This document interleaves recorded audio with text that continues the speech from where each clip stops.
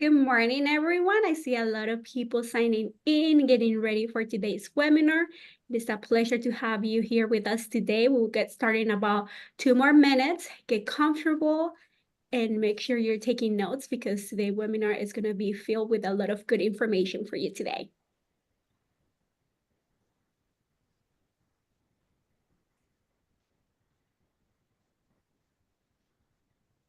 Hello, thank you everyone for interacting with us in the chat. And yes, we're going to be using the chat a lot, especially to ask questions to our speaker today. So make sure you know where that is located and say hi to us.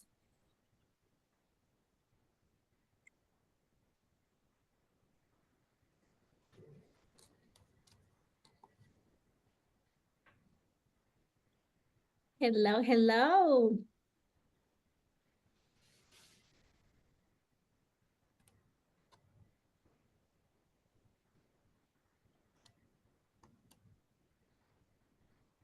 Thank you for being active in the chat. We'd love to see it.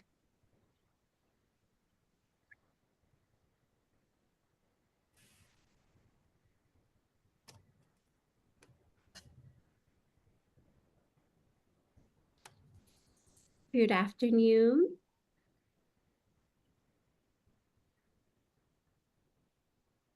Okay, it is officially 12 p.m. and we have a lot of information to share with you today. So I would like to start today's webinar. Hello, my name is Mary Angie Carvelis and I am the Professional Development Department Manager. Welcome to today's webinar, Building Generational Wealth, One Property at a Time. I know it's a very exciting webinar. It was highly requested and we're excited to share that with you today. Before I officially introduce today's subject matter expert, I would like to invite each one of you to read our statement for every meetings and events for HAR. Please take a second to read. It is on the screen.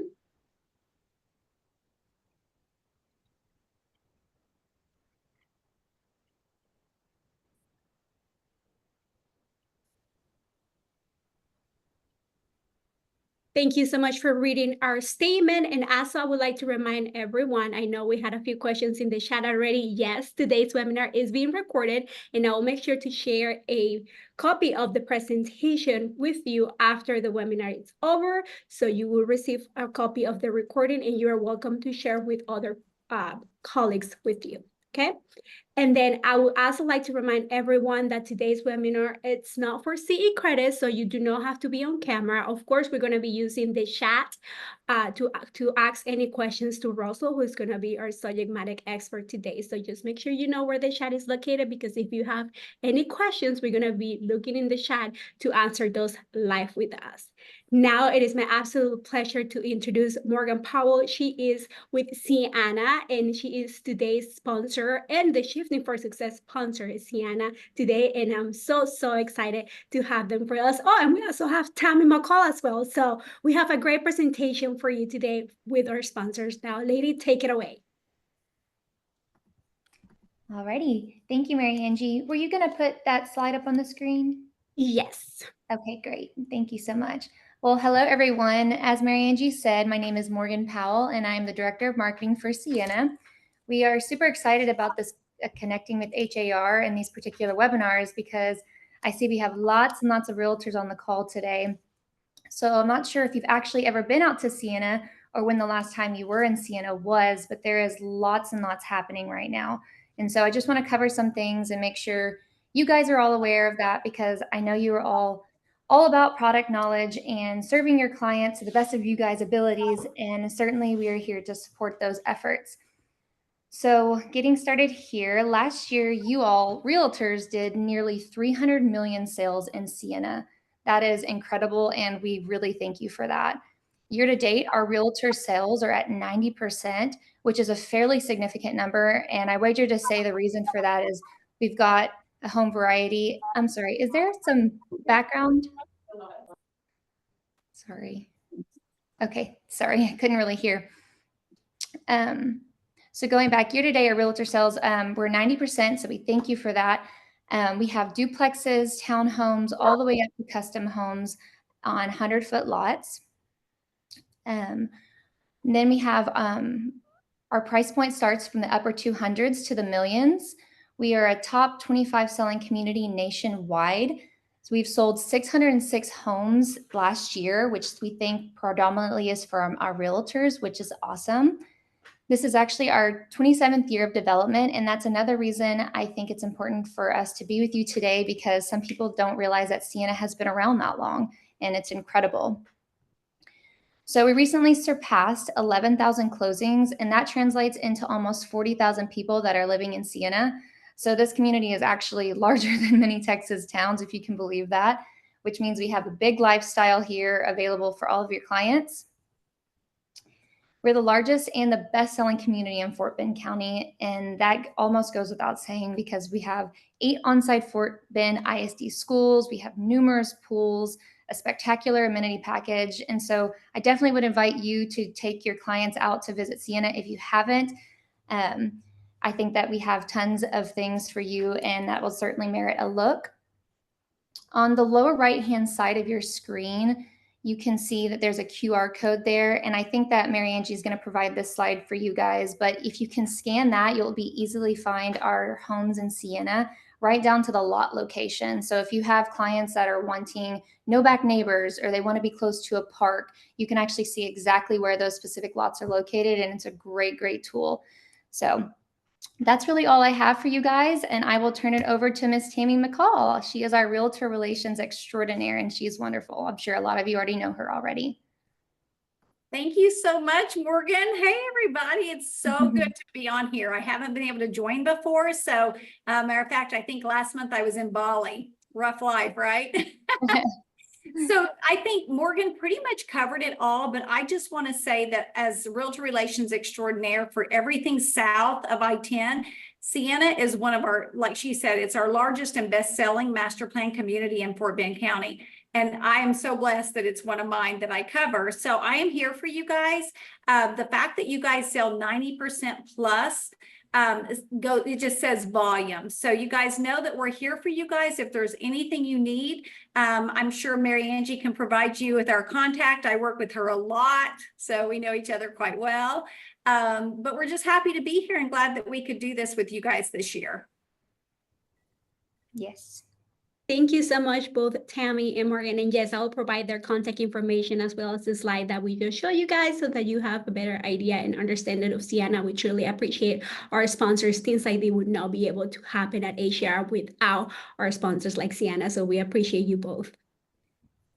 Now it is my absolute pleasure to introduce today's subject matter expert. And because I saw this question again in the chat, yes, today's webinar is being recorded and we will share a copy of the recording via email to you all.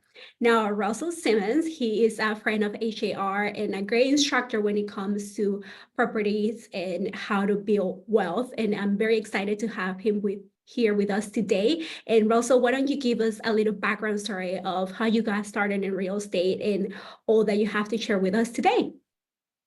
Okay, Mary Angie, thanks for having me. I'm grateful to be here. Always enjoy talking about real estate. You called me an expert. For those of y'all that don't know what that means I'm old. I've been doing it for a very long time. Started in 1981. And I don't quite know who my audience is today, but I assume there's a lot of residential agents here today. And I started in residential, and residential was good to me, and HAR has been good to me for a long time.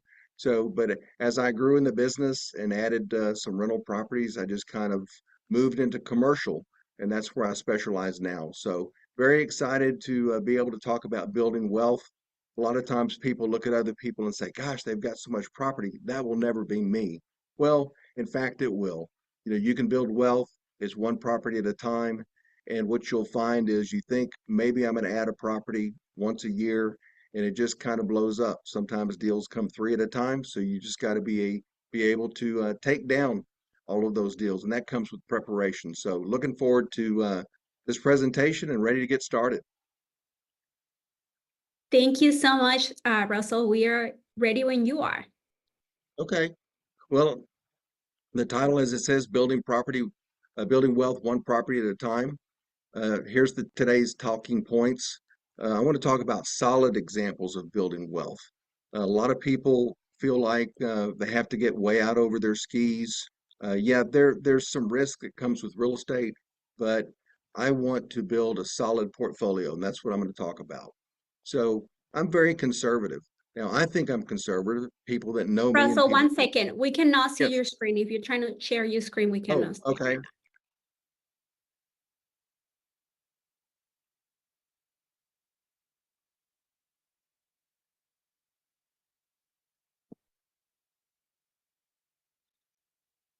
Can, can you allow it, or what do I need to do here? It should be the share your screen items. Okay.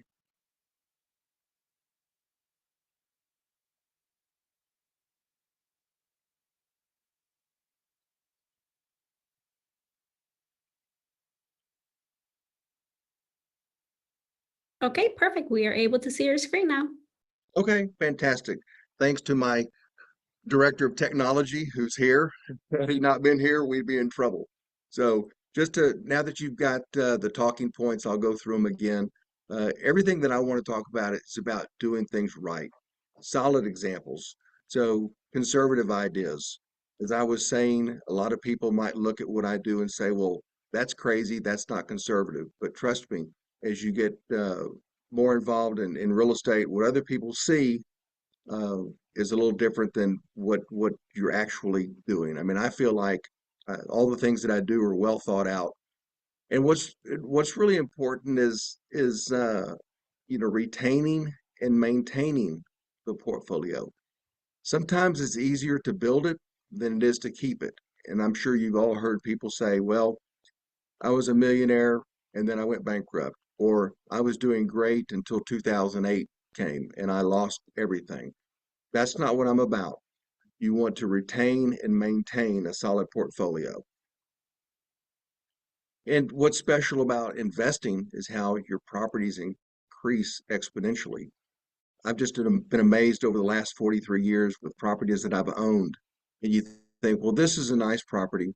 The rent is fine and everything's going well. And then you look it up and it's like, it's worth how much now? I mean, we've been so blessed in Houston with appreciation. So that's just one other way to make money in real estate. So keys to wealth building. You've got to control real estate. I mean, but also being diversified. I started in houses. I needed an office building, so I bought an office building. I needed a place to work, and those tenants that were in there with me helped pay for the building. I didn't really know what I was doing at the time, but you just kind of put your head down. You have principles that you follow, and then the market takes care of you. So those tenants helped me pay for that building for a long time, and I had a place to work. But then, having houses, having duplexes, having warehouses, having apartments, then you have something for everybody. I like to say if I lease an office to somebody and they need a house, well, I've got a house. If they need a warehouse, I've got a warehouse. So controlling real estate is very important, but also being diversified. Maintaining your property and occupancy. We've seen this time and time again where equity groups come into Houston and they buy 1,000 homes, and they're so proud of themselves, and they're just gonna take over the market. What they don't realize is these properties have to be maintained. They don't realize that they have, and it sounds so simple, but they've done it time and time again. They don't mow the grass. They don't replace the broken glass. They get in trouble with the HOAs. So you have to maintain your property. And when you maintain your property, you're going to maintain your occupancy. I'll see people buy 3 or 4 properties at a time.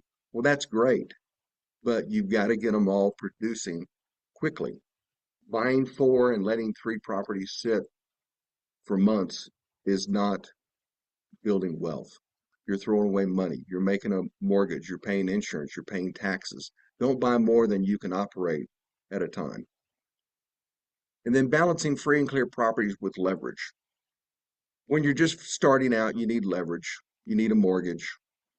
But as you grow and you've got more properties, what I've tried to do, let's say as an example, I've got 10 houses. Well, if I can take a couple of those houses and sell them and pay off a couple of houses, that I've got free and clear properties that I can put a line of credit on. A line of credit is where you go to the bank. Let's say those 2 houses that are free and clear, are worth 200,000 apiece. So the bank attaches a line of credit to that, and I can borrow $400,000 against those assets if I need the money. If I see a great deal that I want to buy for 300,000, I don't have to call the bank. I've got a line of credit for 400. I write myself a check for 300 to buy that property. Now, how powerful is that? Do you think if you have the ability to pay cash for something, if you might beat somebody else out in getting that deal? So we need leverage, but we don't always want too much leverage. So what I was talking about there, sometimes you've got to turn inventory. You know, those 10 houses are great. They're all cash flowing, but what are your plans for the future? You know, are you going into a new area? As the area that you've been working in, is it kind of flattened out? Where's the new area that's going to be exciting where you're going to get all the appreciation? So occasionally you have to turn your inventory. There's some people out there that say, I'm a buy and hold. I never sell anything. Well, that's nice, but is that going to allow you to grow? And then I've learned the hard way about retaining some inventory in viable areas. You go into an area, you own a lot of property, and then for whatever reason, I like to say, well, I sold that property because my daughter needed braces, and I sold that property because my son needed to go to college, or we needed this, or we needed that. I mean, life is expensive, so sometimes you have to turn your inventory, but keep an asset in specific areas. If you think that Meyerland is going to continue to improve, well, and you have 3 houses there, you end up selling 2, keep one. Keep one in that market because you want to be able to take advantage of the appreciation over a period of time. So my goals for this presentation is to encourage everyone to purchase property. That's my platform now. That's what I like to talk about. I talk weekly to different groups. I'm involved with the Texas Real Estate Investment Center where we do a lot of seminars, and I call it the Russell Simmons Encouragement Tour. I just like to encourage people to own property because owning property has been good to me. And then when I'm talking, I get excited. So I'm here to encourage myself to buy something. You know, sometimes you need something new to talk about. So I'm always looking for the next asset that I can add that is going to add value to my portfolio. And then discuss the fundamentals of value investing. Value meaning paying for value. Value is not paying $550,000 for a home in Katy because everybody there's no inventory. It's a hot market. People are paying over asking. That is for homeowners, people that are going to live there. And even then, I don't recommend that. I never recommend paying over in a hot market. Buy for value. People will say, well, there's no way that you're ever going to buy for value in that neighborhood again. Well, you will. I mean, every day people pass away, people divorce, people move, they get transferred. You just have to turn over more rocks. You just have to outwork the other people, but always buy for value. And then build wealth by adding a property every year. Like I was saying earlier, you think that that's impossible. How am I going to add a property every year? And what you'll find as you get more experienced and people know what you do and you're successful at what you do, the deals will come 3 at a time. So you have to be prepared for that. Real estate investing is, well, there's a lot of answers to that, but what I've found is that it's a full contact sport.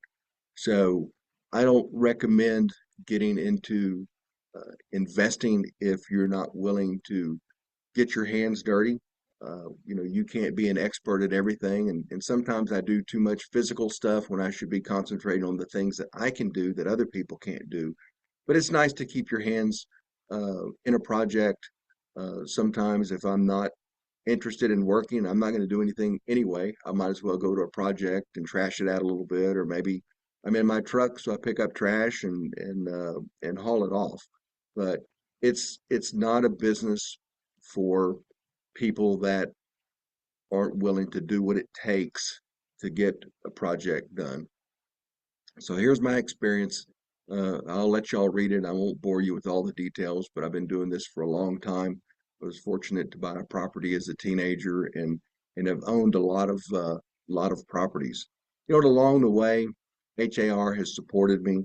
as a working real estate agent and broker, it's pretty phenomenal when you could be involved with the greatest association in the country, the most successful uh, organization in the country as far as real estate goes. So, I give them a lot of the credit for keeping me on track with technology and things like that.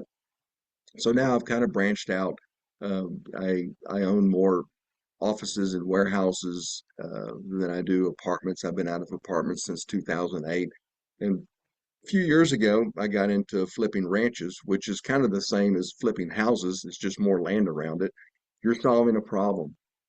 Somebody that, Grandpa, the tractor stopped, so he left it there, and the truck stopped, so it's out in the field and all this other stuff, and it's overgrown. Well, you go in and you clean it up, and that's where you get the value. That's where you get to make the spread between what it looked like before when you bought it and what it looks like now. So I enjoy being out in the country. I enjoy doing the ranches. So that's the cool thing about real estate and investing. I mean, you'd never know what every day is going to what's going to come across your desk. If a great house deal comes across my desk tomorrow, and I think it makes sense for my portfolio and I can afford it, I'm probably going to buy it. So, that's the fun of real estate. You just never know. It's ever changing. So my first home was over off Telephone Road. If y'all are familiar with Telephone Road, y'all should be ashamed of yourselves because it's kind of a collection of bars and strip joints and open drugs and prostitution when I was growing up there when I bought this first home. And it's changed some, but it's a challenging area. But it was 1981. Interest rates were 18%, so I was able to get a 12% owner financed deal, uh, which I was grateful for. This older gentleman was looking to move to the country, and since interest rates were so high, nobody could buy. I had $10,000 to put down, he owner financed it, and we were able to move forward. It's always a good time to buy when you're solving people's problems. His problem was he wanted to go, and there weren't any buyers. Interest rates were too high, so it just wasn't going to happen until somebody was able to come along with cash and was able to do the owner financing. So that's how I got in the first deal. It was in bad condition. It was in a bad location, like I said, Telephone Road, and I didn't have any money for repairs. So I kind of had to learn as I go. When things are broken and you can't afford to pay a professional, then you have to do it on your own. So I learned a lot in those days. That kind of goes back to real estate investing being a full contact sport. Obviously, there's things that I couldn't do, so I had to save money to hire professionals on some things and get it where I could put it on the market. But I bought it for 34.5. I lived there for a couple years, and I walked away at 23 years old with $40,000 tax free. All right, what a country, a great country. Because of the homestead laws, didn't have to pay tax, and there it is. El Rancho kind of still looks the same, but the homestead law in Texas equals wealth. So a lot of people are looking for their dream home. I was never looking for a dream home. I was looking for a place to live and that I could add value to and sell and make money. So as long as you live in a home for 2 to 3 years and it's your homestead, all the gain. I've had many occasions where my gain was 100 to 200,000. I didn't pay any tax. Actually, on one property, I lived there for a couple years, moved to another home, leased that one out for 3 years. But because there was so much gain in that house, I ended up moving back to it to make it my homestead and sell it and not pay the tax. That's a powerful law that you need to use. Made hundreds of thousands of dollars tax free. So that's more of what I talked about there. It's about sacrifice. People say, well, gosh, I don't want to move. Moving's hard. Well, making 100,000 tax free, is that hard? Yeah, but is it worth the sacrifice? Yes, in my opinion. That's wealth building. So here's the wrong way to build a portfolio. Down at the bottom is equity. A lot of people still feel like that they can they can get into a deal with no money down. I recommend that you get into a deal with money down and it being your money. If you borrow the down payment also, then that's not equity, that's debt. And then there's really no margin for error as you're doing the deal, fixing it up and living there. And the debt's so heavy, all it takes is maybe one recession or one storm or something negative to happen to where the debt just kind of overwhelms the project and it goes sideways. So here's how I like to build a portfolio, solid, conservative, sustaining. So the equity, putting a deal, putting money down in every deal is so important. And then also the value buying is so important. If you're buying something for 75,000 that somebody else would pay 100 for if they found it, there's 25,000 in equity right there. Then if you put some money down, your LTV might be 50%. How powerful is that? So your debt's not big. You've got debt reduction, and then you're counting on appreciation. And in Houston, Texas, my whole career, we've had great appreciation. And they're up at the top, the debt. The debt is there. It has to be dealt with, but it's not overwhelming. So this is a project. A lot of times I just show projects that I do that are all fixed up and nice, but sometimes I like to show people that what getting your hands dirty looks like, and being the full contact sport. That's what it looks like afterwards. And this is a few years back. So I was buying a bunch of houses. After I sold the first one, I wanted to move away from Telephone Road. And so I moved a little bit further west into another kind of downtrodden, dilapidated neighborhood. Actually, the first house that I was trying to buy had a garage apartment. It was broken glass and boarded up, and the grass was really high. And the mortgage company approved me, and I was very excited. But they didn't approve the house. They said that's not an area that we want to loan in. And I was pretty disappointed. I could have just stopped and said, well, I'll go find a different house. But I went to another mortgage company. They approved us both. And that dilapidated area was called the Heights. So it's better to be lucky than smart. So I got into the Heights in 1984, and the Heights didn't even know it was the Heights at the time. It was just close proximity to downtown. It was improving slowly, but because I was there, I was able to pick up some nice assets. So I've never done a zero down deal. I don't recommend it. I don't think it's makes financial sense. And I don't know that I've ever been approached by one. I mean, people talk about it. People teach seminars on how to do zero down deals. I don't get it. I think every deal requires cash. When you have to struggle to raise cash, to save cash, to put it in a deal, it makes the deal more solid, and you certainly appreciate it more. You get the money from your savings. There's hard money. When I started in the business, I don't think hard money had been invented yet. Maybe it was. Maybe they called those guys loan sharks. I don't know.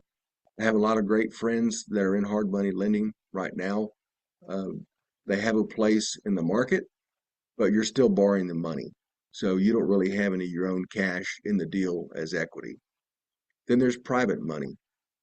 There's people out there that don't have the vision that you might have as a realtor or as a investor, but they want to be in a deal. So that's where you get your private money. Sometimes it comes from family, sometimes it comes from friends. It just depends. But private money is out there. The key to private money is you got to ask for it. If you're shy about asking for money or talking about money, being an investor is going to be difficult because it's about the money. You also can borrow from your insurance policy. So there's places to go to get funds.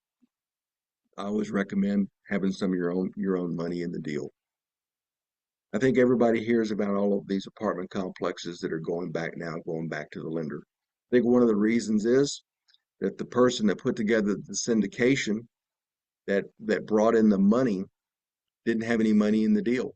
So when things get difficult, it's very easy for them to walk away. And when they walk away, the deal goes back to the lender. So other sources of funds, your 401k, your SEP IRA, a Roth IRA. The great thing about these is not only are you setting aside money, you're setting aside money tax-free. So you can use your money tax-free. Like when I buy a property in my IRA, it's good. Let's say I make 100 grand, the 100 grand comes back. The good news is I don't pay any tax on that money. The bad news is I don't get to keep any of that money. It goes back into my account. So I can't pay bills with it. So you have to be very careful when you're doing a deal to set it up to where there's cash flow for you, but then you also follow the rules of the SEP IRA. And so sometimes I'll buy a property if it's a large tract of land. I'll buy half of it in a traditional contract, funded by myself or by a bank, and then my IRA will own the other half, and the profit will go back to the IRA. So you use it to buy property. You can use your IRA to loan money. There's groups out like Quest that there's a lot of people that go there because they have a deal. There's people that go there because they have money to loan for that deal. So that's a source of funds. Profits come in tax-free. So at the end of the year, you're going to talk with your CPA, and your CPA is going to say, you owe $10,000 more in taxes. And you're going to say, well, what can I do? And your CPA might say, well, if you put $15,000 in your IRA, then you will reduce your tax from 10,000 to 2,000. So I do that every year. I would much rather take my money and put it in an IRA to save on tax than send it to Washington. So a lot of things about being an investor and building wealth, you have to pay attention to the tax consequences. And it's a big picture. It's not just about the real estate, it's about everything. So here's an example. This is 110 acres in Flatonia. I told you I was buying country property. I don't know if y'all can see my cursor moving here or not, but anyway, this tract here I bought with my IRA, and this tract I bought traditionally. And I bought it from an estate, and it was $4,900 an acre. I split it into 4 different tracts, and the average sales price was 12 to 20,000 an acre. So how is that even possible? Well, the estate didn't want to fix up the property, so I got to do that. The estate didn't want to find a way to get access to this tract, number one, because there were so many trees that were off the road and there was a very deep creek. So somebody's got to solve a problem. And that's what we do in real estate. If we solve a problem, then we're rewarded. The difference between 4,900 an acre and say 20,000 an acre. You think, well, how in the world can you solve that problem? How do you get to tract 1 where the only way to get to tract 1 right now is going through tract 2 or tract 4, the long way around? Well, you put in a low water crossing. You hire a guy with a bulldozer and he takes out trees and you pour concrete. And then you have access to tract 1, which opens up to a beautiful meadow, and you can see the pond back here, you can see the creek. So that's where the value came from. So as real estate investors, and as we're building our portfolio and we're building wealth, we're solving problems. Just like as realtors, we solve problems. You got to establish banking relationships. I always go meet with bankers when I don't need money. Maybe take them to lunch, maybe go show them some projects I'm working on, show them some things that I just purchased or some things that I'm talking about purchasing. And then when we get back to the bank, they say, well, how can I help you? I say, well, I don't really need anything at the moment. So you're setting them up for the future. I mean, they're ready to loan money. You're not ready to borrow money at the moment. But when you get to the point where you need money, they'll be ready. And you really can't go to big institutions, the banks that are headquartered in New York. They're not going to loan you money. I hear people talk all the time. They say, well, I've had an account at Chase or Wells Fargo or B of A for 30 years. They're going to loan me money.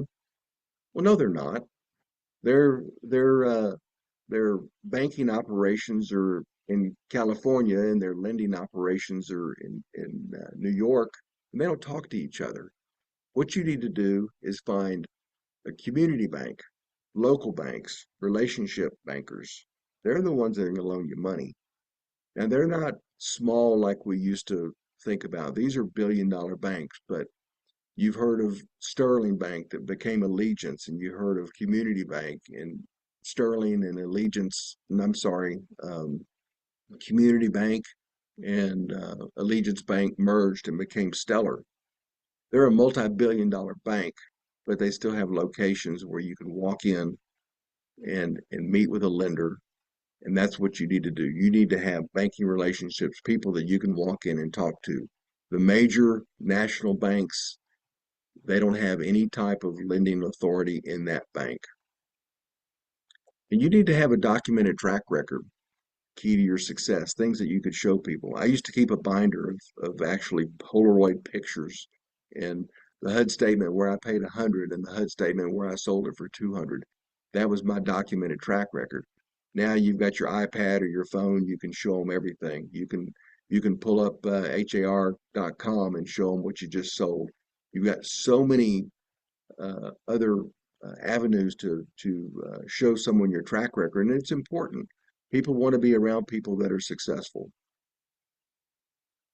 The best type of financing is seller financing. How do you get it? You ask for it. I mean, a lot of people don't need the money. They're selling for other reasons. They're downsizing. They might want an investment. Interest rate might be important to them. So even if it's not listed as seller financing, it never hurts to ask. You got to get your financial ducks in a row. I think one of the reasons that a lot of people borrow hard money is because they're not financially savvy. They don't have a strong credit score, which you always need to work on. They don't file their tax returns on time, or they might be a couple of years behind. Lenders don't like to see that. They don't update their personal financial statement every year. It's not that hard. You put a value on your vehicles, less the debt. You put a value on your spouse's jewelry. You put a value on your home, which obviously it's easy for realtors for us to show the equity that we've got in our property. These are all the things that the lenders are going to want to know. And then you've got to limit your personal non-income producing debt. The boat, the expensive car, all those things are nice, but I see people buying vehicles that are twice as expensive as what I paid for a house. Now, granted, some of those values are a long time ago, but watch out for your debt that's non-income producing. So if you don't get your financial ducks in a row, there's consequences to that. There's consequences to financial procrastination. I mean, your financial statement, you fill out one, and then you can send that same form to 3 different lenders. It's just not that hard. But if you don't do it, then you got to get your bigger cows in a row, which is harder. That's heavy lifting. You're doing it after the fact. You're under the gun. Get your financial business in order before you go to the bank. Here's another property in the Heights. I was fortunate to do a lot of deals in the Heights. It's on Rutland. This was day one. We did some massive structural things. That was the back. And then it was beautiful. And we got it listed on the historical register. And I was very proud of that house. We probably did about a dozen just like that in the Heights. Won an award. Wow. Well, awards don't pay bills. And then the market changed. We were going along, we were building a portfolio, we were making a lot of money, and then all of a sudden a builder came into the area that was splitting lots, so half the cost. He was building 2- and 3-story homes on those lots, and they were half the price. So the market changed, and we had to change with the times. If I had continued to do what I was doing, it would have been business suicide. And that last home that won the award was very difficult to sell. In the end, I sold it, made a little bit of money, but not much. So just be careful that what worked yesterday may not work today. We have to have the ability as realtors and investors, as we're building wealth, to pivot. Every 2, 3, 4, 5 years, you've got to pivot. If you're not changing, like I said, business suicide. You've got to watch for new trends. As we started getting priced out of the heights, there were so many people coming in. We found another neighborhood that was kind of run down and not doing much. It was called Garden Oaks, and then Oak Forest, and then Spring Branch. So you have to look for the new trends. You have to be out in front. I mean, we're real estate professionals.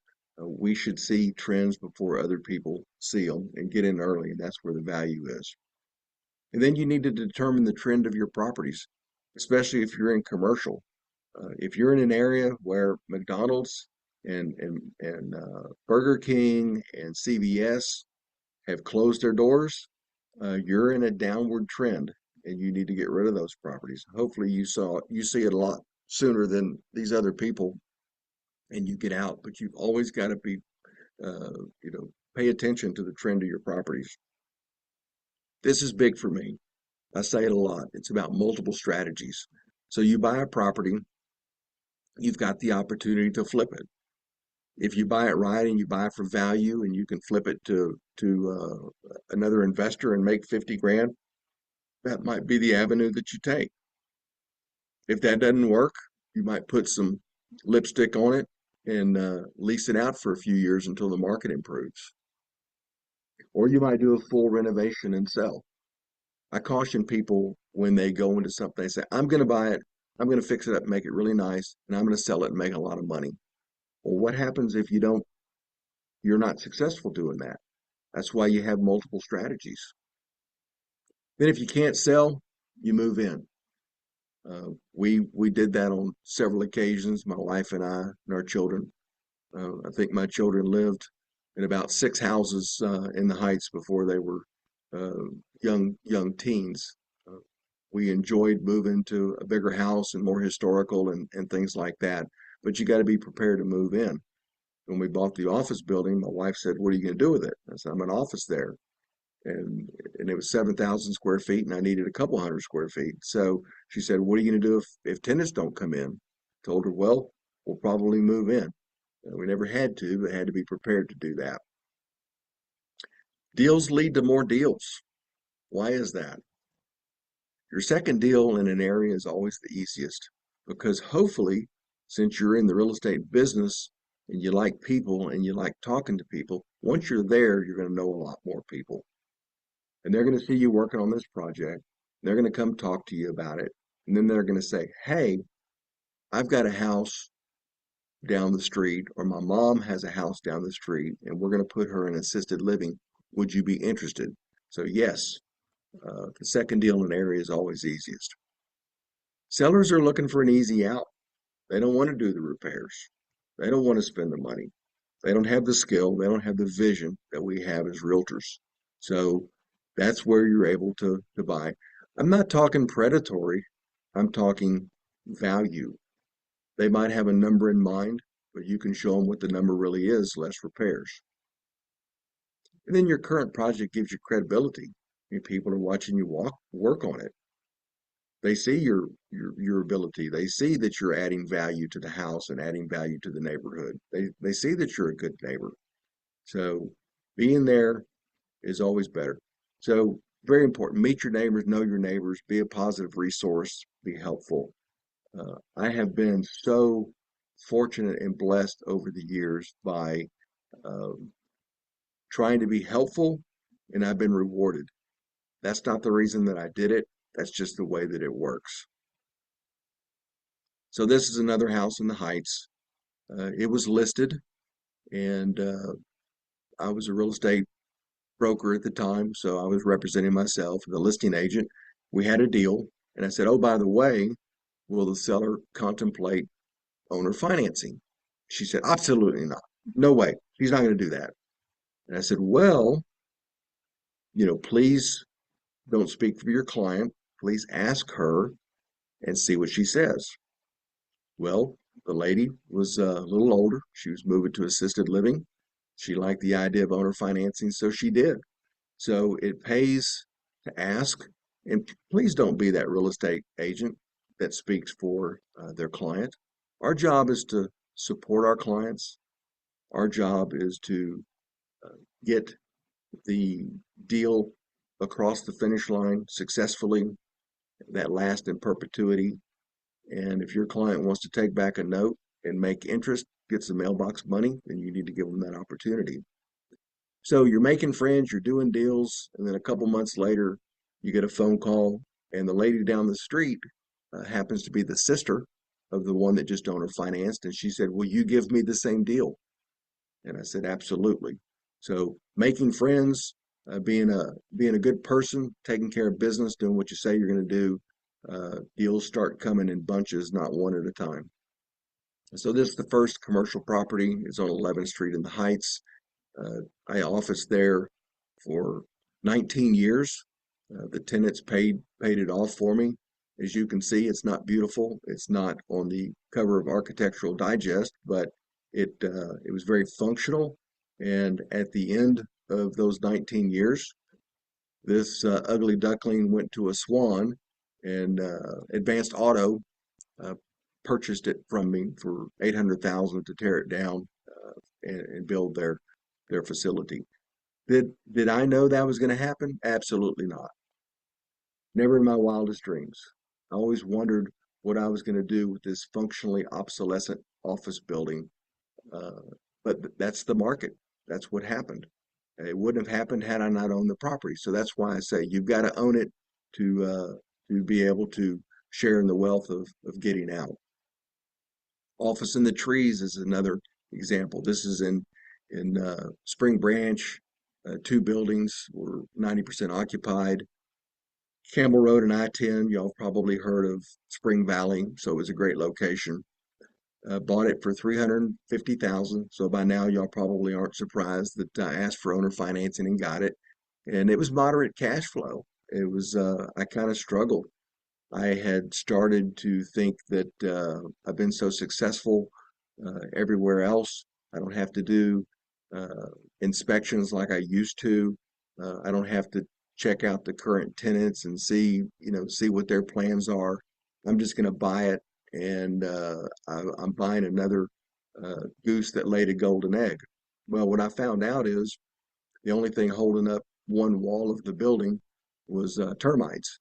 And I found out that the 10-ton AC unit that was limping was older than I was at the time.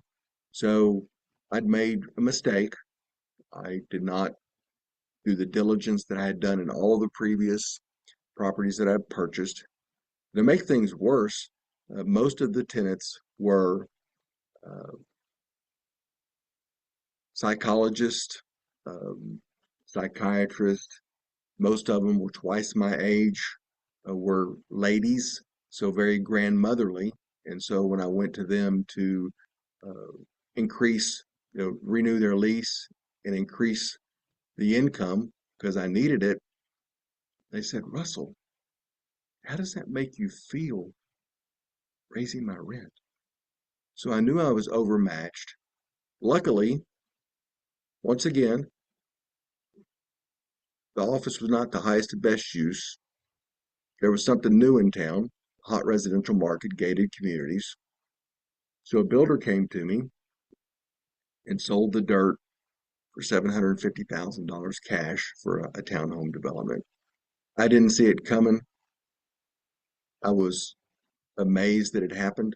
I felt very lucky, but that's the thing about real estate. You just never know. There's another building, 7070 West 43rd in Spring Branch, run that as an office incubator, had it for about 15 years.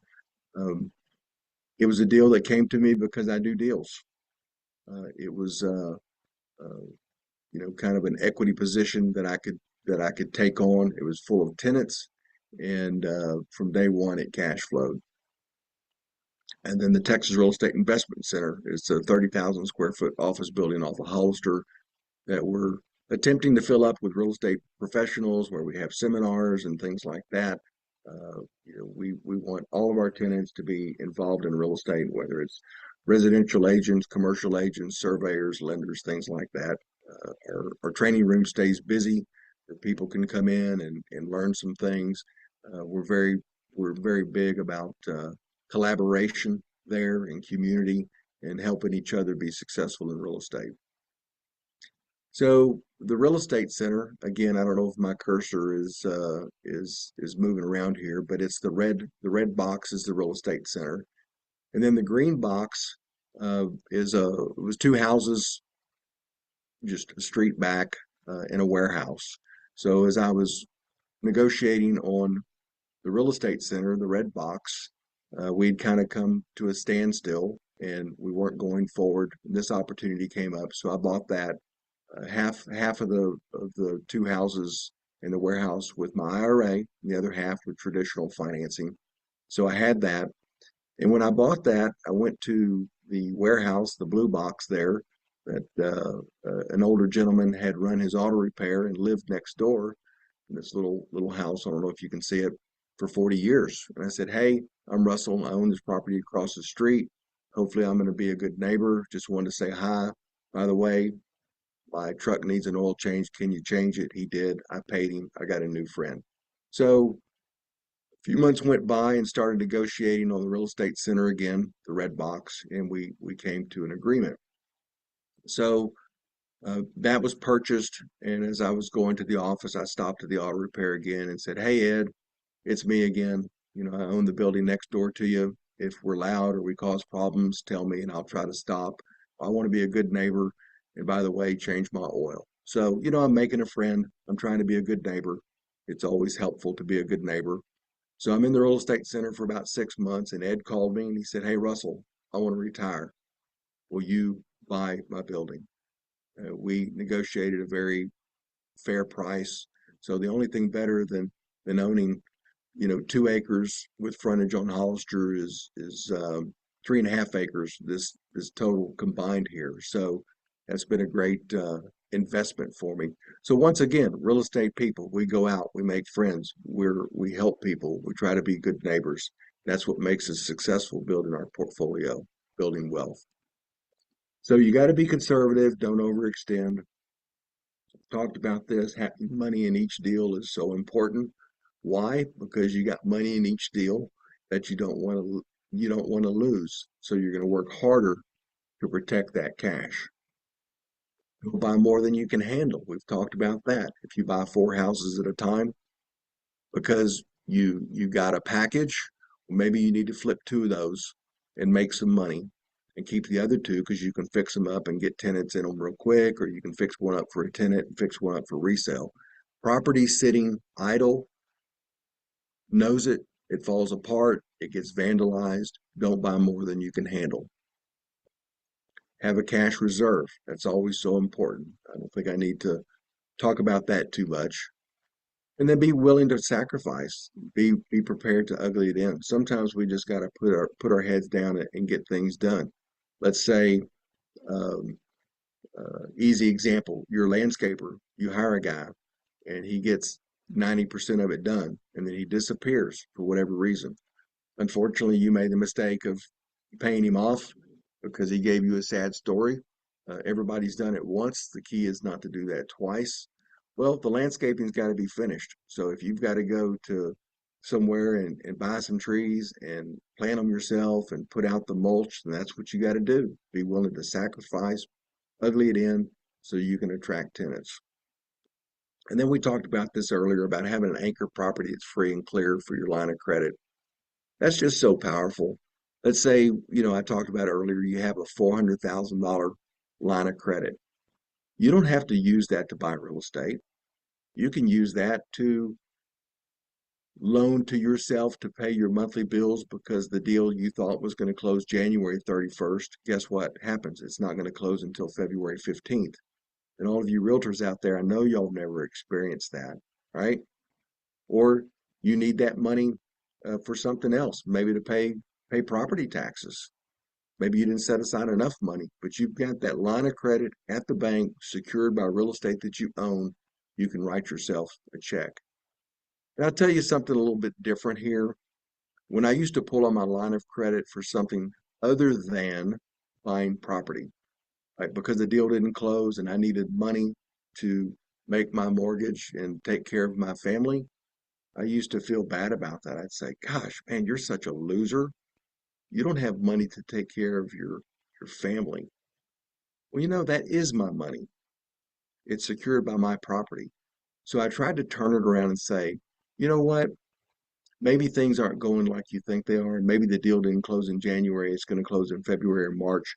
But give yourself credit that you've got the free and clear property. That's an anchor that has the line of credit where that money is available. When you're not using your line of credit, it doesn't cost you a penny. If you pull out $50,000 of your $400,000 line of credit, you're going to pay interest only on the 50,000. So money's a tool, just like a hammer and a saw. Learn how to use money as a tool. Positives and negatives of owning apartments. People always want to get into apartments. I get it. It's a little more romantic. It's fun to talk about. It's economy of scale. You've got 20 houses spread out all around the city of Houston, which the city of Houston we know is huge, where you can have 20, 50, 100 units all in one place. So you got an in-house manager, you've got maintenance people, you've got make ready, you've got landscaping guys, you've got all those. Those are the positives. Unfortunately, small issues can become large problems, like a bad tenant. One bad tenant can become a pandemic in an apartment complex. So be very careful who you put in to your apartment complex.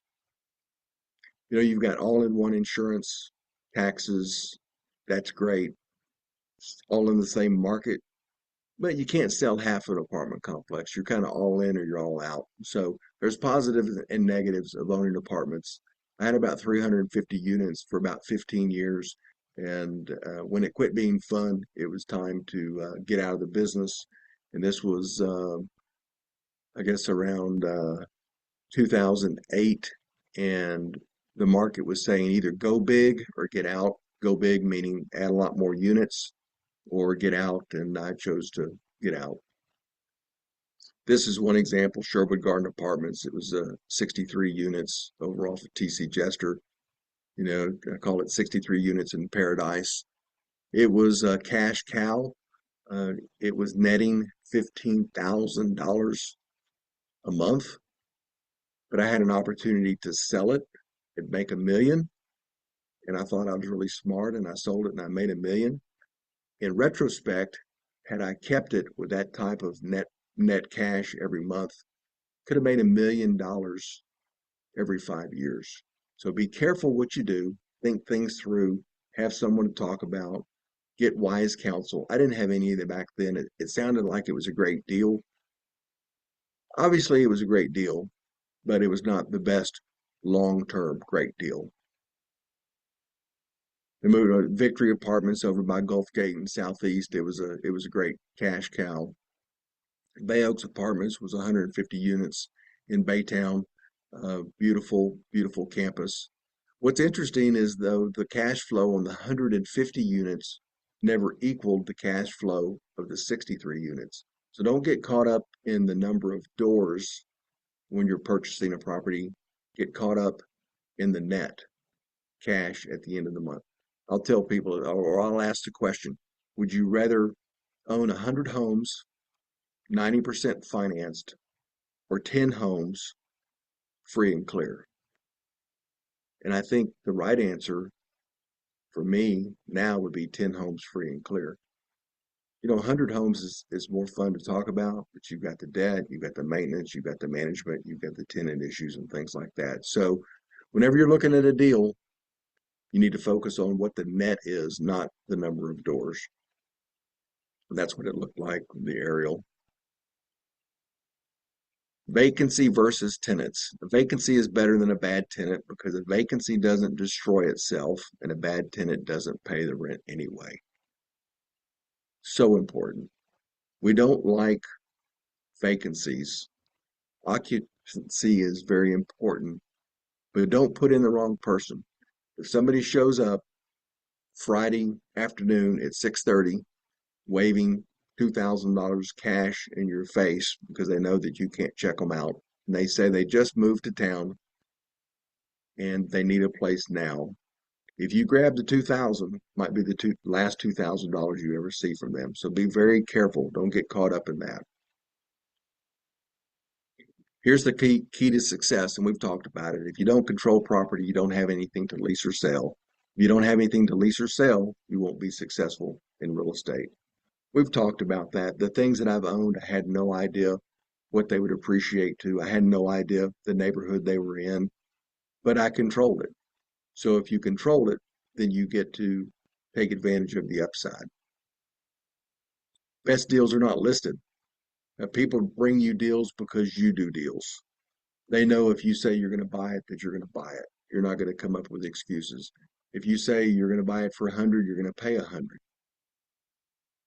You see deals because you have a track record. You have a track record in that neighborhood. Neighbors might come to you and say, hey, how about taking a look at this? And then, since we're professionals, we can provide sellers with quick and painless transactions. Why is that? Because we know the selling process. We're realtors. We know how to work with mortgage companies or our banker. We know how to work with title companies. We know how to solve problems. And then we need to talk with people, tell them what they do, what we do, and then the deals will come. You know, whenever we find out that a friend bought a property and didn't use us, I guess we didn't tell them often enough what we do. Make sure that as you're out talking to people, you let them know what you do. The market is always changing, so you got to pay attention to the big picture and the small picture. You don't have to be a economist. You just have to be someone that's paying attention. Don't believe everything you hear or read. If you hear it on the news, you need to discount it about 30%. Isn't it fun to listen to the news media talk about what realtors do? On Monday, it's the hottest market that they've ever seen, and you'll never buy a home again. And by Friday, they're talking about there's too much inventory, prices are dropping, and you'll never sell your home. And nobody ever calls them on it. They just put anything out there. So don't believe everything that you're reading here. And as far as social media goes, if somebody's constantly posting about, buying 10 houses or buying 200 apartment units or whatever, divide by two. Everybody talks about what they're gonna do, but when the deal falls through, or they don't get the financing that they need, or they can't come up with the cash, you never see them posted about, well, the deal fell through, and I'm really bummed about it. So social media, don't get caught up in it. Go out and see what real people are doing on the streets. And then you got to learn from history. You've got to recognize cycles. I've been through about 5 cycles. I remember when the world was coming to an end in the 70s with the oil crisis. I knew when the Y2K was gonna critically affect real estate. 2007, 2008 with the mortgage crisis, we would never survive. We always survive. We're in Houston, Texas, the greatest place to invest ever. And people need houses. People need to have places to live. People need to have offices to work out of. People need warehouses to work out of. And if you can provide some of those things for them, you're going to be successful. So when everybody else is scared, you're buying. When things are ultra hot, you're waiting to see what's going to happen when you can start buying for value again. So you're always evaluating each of your property every couple of years. You turn your inventory when you need to, especially if it's in a declining market. You need to raise cash for different things to take advantage of other opportunities. Negotiating tips. Always counter. You're asking 200. They offer 150. Don't get your feelings hurt. That's what we do sometimes. Always counter. I've seen the gap of 100 or 200 or 300,000 on commercial deals come together. It's like, there's no way he's going to accept that. Next thing you know, you're closing. So always counter, stay positive, don't get emotional.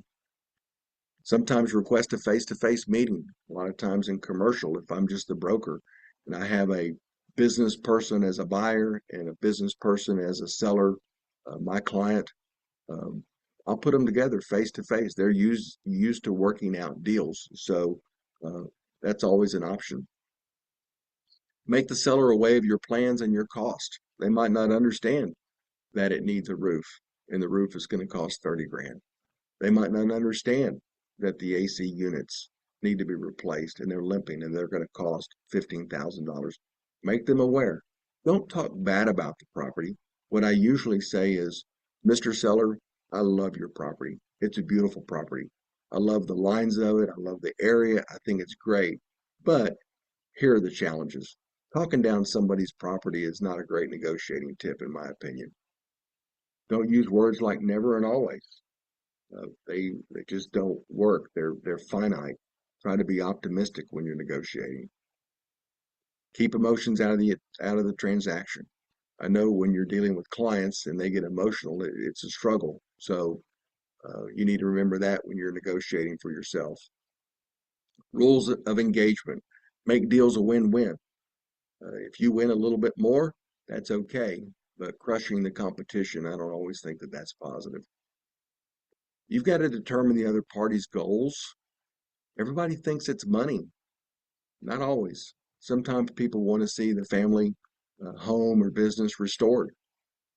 Maybe they want monthly mailbox money more than they want cash. So be sure that you try to find out what their goal is. Then leave some money on the table, some dignity for the other party. I learned that when I was very early in the business, and my broker at the time taught me that. Doing deals. Don't compare your next deal to your best deal. If you just closed a property and you made 100 grand, don't wake up the next day and say, I'm not going to do anything unless I make 100 grand. That's just not realistic.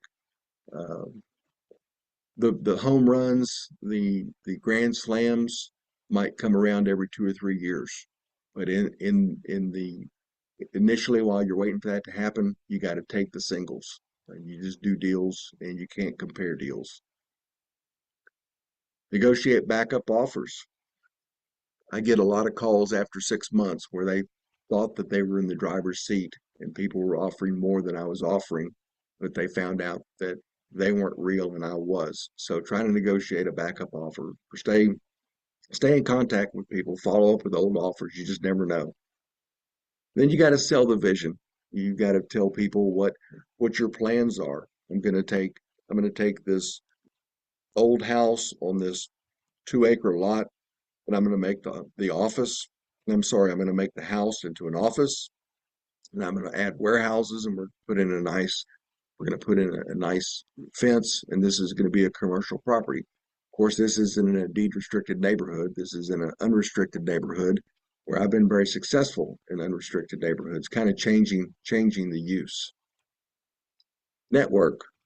You got to join real estate networking groups. You have to be a part of HAR.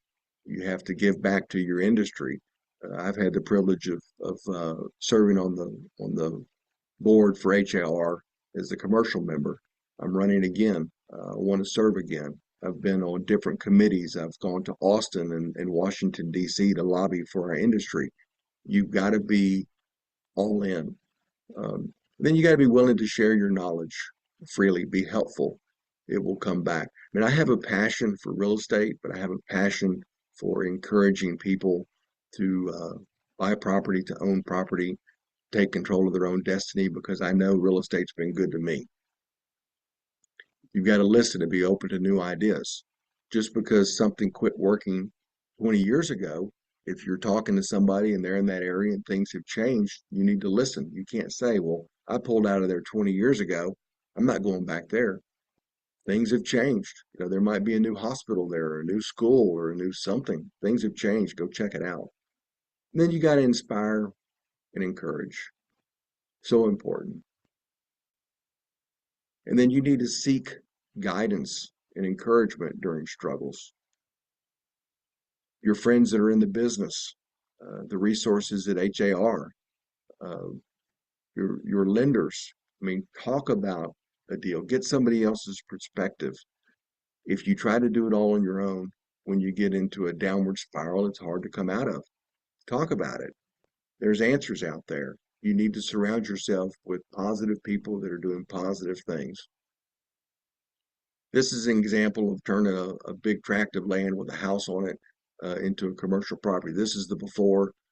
This was kind of a $100,000 deal that became a $200,000 deal because I sold the vision. I told them what it was going to look like, and they liked the vision, so they paid $100,000 more. But the key to it for me was it was inside Beltway 8. So you leave a market, like I said, 20 years ago, maybe longer, and things change. So a few years ago, kind of looked back over my shoulder and said, wow, the East End has become Edo. Things are happening. Edo is the Heights 30 years ago. So we went back and we bought half a dozen properties and renovated some homes. It was like the old days, and we made good money. But you have to pay attention to what the market is doing throughout the city. Things are changing. So here's a warehouse that I had for 15 years, leased it out for 15 years, paid it off. It was free and clear, and then sold it and owner financed it. So owner financing goes both ways when you come out on the other end and you've got some money and you'd rather have money coming in, but you don't have to deal with a tenant. You don't have to worry about maintenance. You don't have to worry about negotiating insurance every year. You don't have to worry about fighting the property taxes. All of a sudden, it looks like a great deal. So if I didn't own it, if I didn't control it, I wouldn't have anything to sell or owner financing. 7070 West 43rd. You saw this picture before. It's in Spring Branch. So this is behind it. You've got to protect your assets. A guy came in and put in 18 houses. He built 4. He sold 1, and then it just got worse. He didn't know what he was doing. He was fighting with his partners.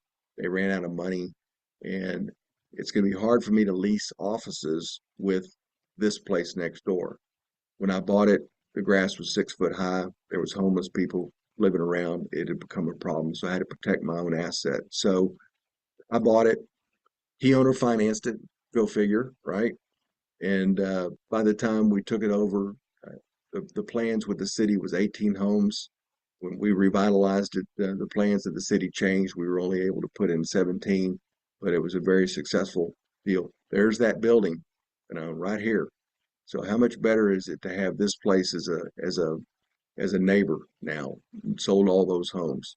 So it was a stalled development. He lacked cash, experience, commitment, a plan, and he lost his vision. And in contrast, I had cash and experience and commitment and a plan, and I had vision, and so I got the deal. Had I not taken it over, I think it would have affected the office building very negatively. So I had multiple strategies when I bought it. I could flip it to an investor that was more of a home builder. I could sell lots to builders, build homes and sell them, or build homes for rental. And chose to build a couple, built the remaining homes and sold them all but 2. And I made those rental because the market changed a little bit and I couldn't sell them. Mainly couldn't sell them for what I wanted. So rented them out for a couple years and then sold them at the right price when the market got a little bit stronger. So I went from stalled to strategic, put up a nice fence and, people that had driven by that property for the previous 5 years, they knew a new sheriff was in town and things were going to get better. And that's why we were successful. So one deal became 17 assets. When I told you deals don't come one at a time, sometimes they come 3 at a time. Well, this came 17 at a time. So I gave this presentation the first time in 2016. And so when I was redoing it, I looked at I started to change it to 2024, and then I realized I didn't have to because not that much had changed. It was still a tight market for residential investors, hard to buy. Stupid money was chasing residential deals. The person that's going to pay 550 for something that's worth 500, or these equity funds coming in and buying up everything they can. Institutional buyers coming in. Institutional buyers like universities or insurance companies, they don't have to show a profit. All they have to do is maintain their base money. That's not what it's called, but it's not coming to me. But they just can't lose money. They're parking their money for the future, so they're paying a lot more. The strong residential rental market, but low inventory. Interest rate volatility, stock market volatility, that's the new normal. Well, that really is what we're talking about in 2024, specifically in 2023. But opportunities in all markets. The big thing that I like to talk about is take what the market gives you.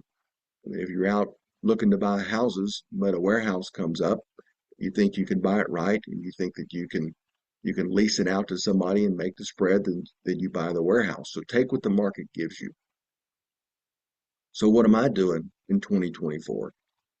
Same thing I was doing in 2016, adding commercial assets, not country properties. I'm doing that now, but that didn't start but a few years ago. Maintaining residential and commercial assets, raising rents, protesting taxes, searching for affordable insurance, seeking opportunistic properties undervalued that I can add value, securing long-term debt, and courting investors. So what we do doesn't always really change. When you're an investor, all of these things come into play every year. It's kind of wash, rinse, and repeat. Yeah, rates now are, depending on where you're getting money, 9.25%, 7.5%, as opposed to the last 10 years when it's been 2.5%, 3.5%, 4%. A lot of investors got drunk on low interest rates, and that's why they're no longer here. That's why their properties gone back to the lender. You have to be cautious. You take advantage of the cheap money, but you've got to lock it in. You can't let it float thinking that it's going to go lower and you're going to do better. A lot of people got caught. Consistency equals wealth building. Consistently look for properties, make offers, upgrade your properties. Your children don't want you to leave them 20 houses that are pieces of junk. They're just going to sell them cheap. Upgrade your properties, keep them nice. Consistently network, consistently purchase properties. In other words, be steady. This is the business that we're in. And that's the end of the presentation. I don't do a whole lot of podcasts. It's hard for me to talk and not have the feedback from the crowd. But I do hope that you've enjoyed the presentation. I hope that you have learned some things. I don't know that I told you anything that you haven't heard before, but so much of what we do is just common sense. So with that, I'll turn it back to Mary Angie and see if y'all have any questions for me. Thank you so much, Russell. Yes, we have a few questions right here, so bear with me as I scroll up so I make sure I don't miss anything. We have one question here which says, which is better to buy, property, a HELO, or a home equity loan? Which one is better to buy? It kind of depends on the purpose of the money, what your HELOC is going to cost you. That's kind of a tough, in real estate, there's usually about 10 ways to do things correctly and 2 or 3 ways to do things bad or wrong. HELOCs are necessary for, if you need to raise a little bit of money. I wouldn't go that route to raise a whole lot of money for an investment purchase. I think of a HELOC more as something for a home improvement loan or a short-term loan or something like that. But again, there's lots of options with money. Money is a tool. You have to use that tool. You have to study money. You have to talk with people. I spend a lot of time with bankers and investment bankers and people that know a whole lot more about money than me, and always looking to learn a new trick in the trade a way to defer taxes, whether it be a 1031 exchange or something else. There's just lots of ways to use money. So not one answer to that question, sorry. And coming kind of with the same route is when it comes to investing properties, how do you determine which areas are the best to purchase rentals?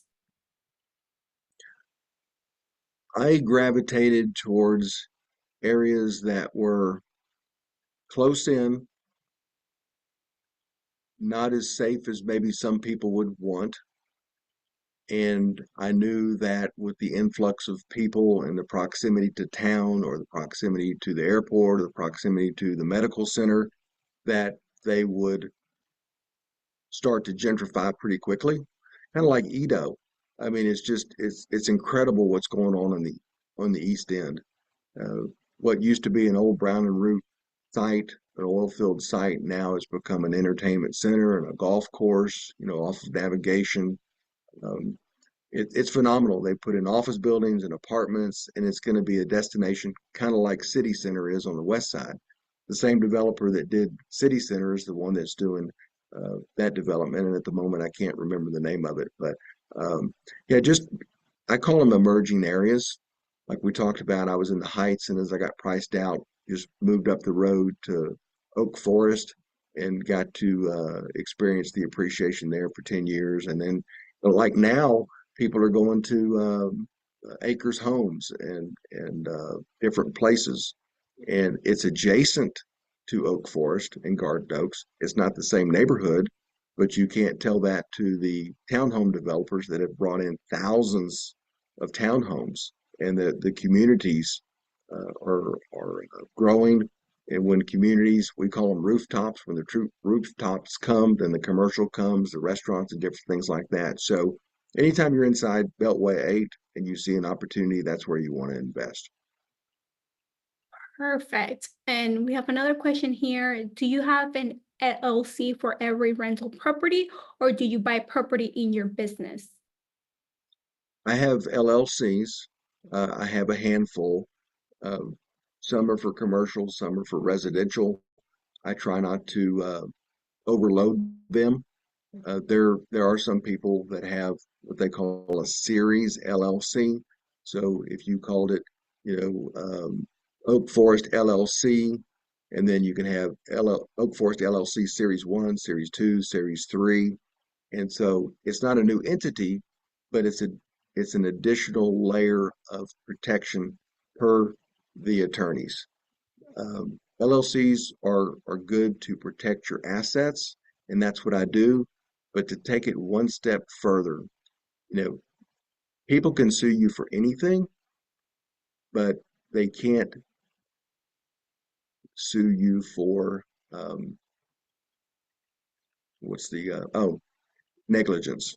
So, like when I was in the apartment business, I had the apartments in an LLC, and if somebody said, "Hey, the railing is loose on this building," and I'm aware of it, guess what? It needs to be fixed today. I don't want to be negligent. So if somebody falls and hurts themselves, but or if I was aware of the problem and I didn't fix it and they fell and they hurt themselves, then I'm negligent. That's going to pierce any LLC. So in other words, do things right, keep your property up. If you know something is broken, you need to fix it. And then you don't really need to worry about that other stuff. I mean, I like to be proud of the properties that I have. I like to drive by them and say, that's a good looking property. It's maintained, it's doing well, and I'm proud of it. I don't want to drive by something where, the stairs are missing steps or a rail is bad or the roof is bad or something like that. Negligence is what gets people in trouble. LLCs is one way to protect your assets, but um, LLC is not going to protect somebody that's not taking care of business. Right. Another question I have right here is, why is seller financing always better? It is usually cheaper, it's quicker, it is a positive thing for both the buyer and the seller. Tell you a quick story. So I was buying a ranch in Schulenburg, It was from an estate, and we had a deal, and I had the money set up, but at the last second, I kind of said, "Would y'all be interested in owner financing?" And they were kind of taken aback and weren't prepared for that. But then they thought about it and they said, "Yeah, we would be interested in that." And so they said, "Well, what rate are we talking about?" I said, "Well, I don't know. What rate are you comfortable with?" And they came back and said, "Is 5% too much?" I would have paid 7 and been really happy. So it was just a great deal. It was a great rate. They were happy. I was happy. So I always ask for it. It doesn't always work. Try to put the burden on them to set up the terms. Now, when I'm seller financing, I'm a little more savvy. You know, you want your money to work for you. But uh, let's say your credit score is not what it should be. A bank's going to look at it a certain way. A person that's seller financing is going to look at it another way. Now, especially if there's challenges with the property, if there's repairs that need to be made, and maybe it's not going to go on a new loan, and they realize that they need to seller finance, then that's a positive for you. But I just think it's quick and it's easy, and everybody benefits. So it's a great tool. Thank you. And then we have a couple of minutes left. So I want to ask you one more question. And that is, where do we get documentation for owner finances deals? I'm saying, where do we get the what? The documentation for the owner finance deals.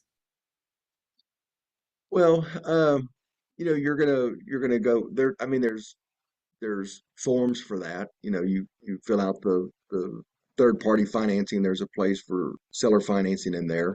You're going to get an attorney to draw up the documents. If you're going through a title company that you are familiar with, they'd be more than happy to have their attorney draw up the documents. Um, I I think simpler is better, but there's lots of places to go to find more information on seller financing. But you know, seller financing could be basically the note, the deed of trust, and then if you're getting a lender note, I mean the documents are an inch and a half thick that you have to sign. So seller financing is certainly easier. Okay, and I think we have one more question here. Would you recommend someone that is starting off to get hard money?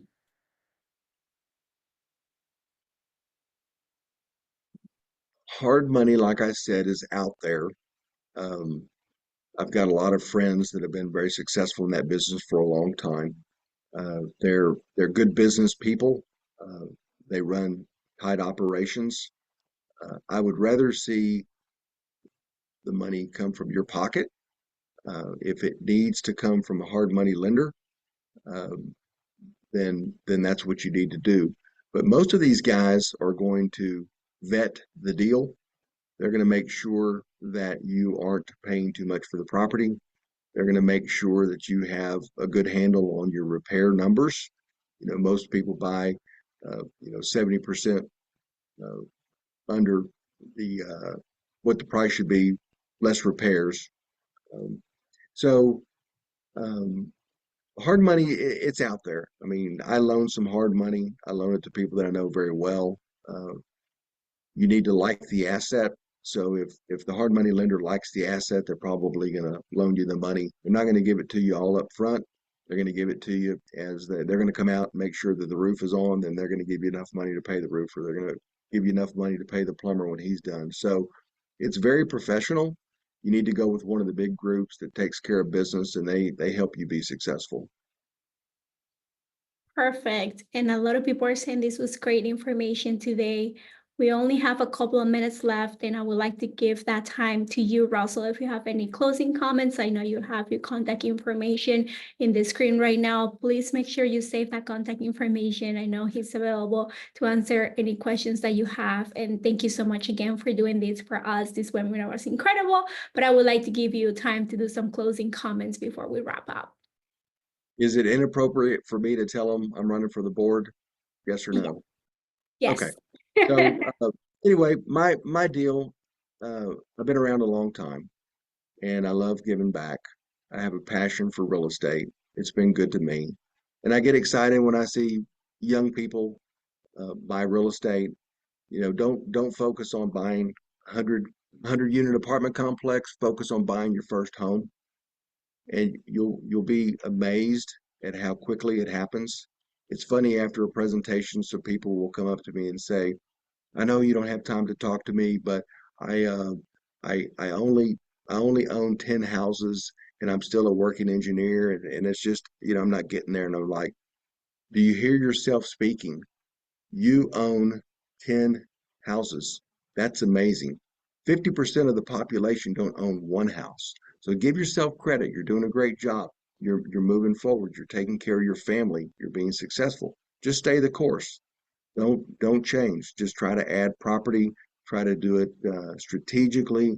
Try to keep your debt down, and you'll be successful in real estate. And I will rejoice with you. I just love seeing people be successful in real estate, and look forward to meeting some of you somewhere. Come to me if you see me or hear me talking and say, "Hey, you listen to this podcast," and tell me what I did right and tell me what I did wrong. So look forward to meeting some new people. Thank you very much, Russell, for all the great information. Again, his contact information is in the screen. He also is going to share the slide deck with me, and I will share that with you alongside the recording for today's webinar. Thank you so much, everyone, for joining us today, for being here active in the chat and asking all the right questions. We appreciate you, and I hope you have an excellent week. Thank you, Russell, and thank you, everyone. Thank you. Bye-bye.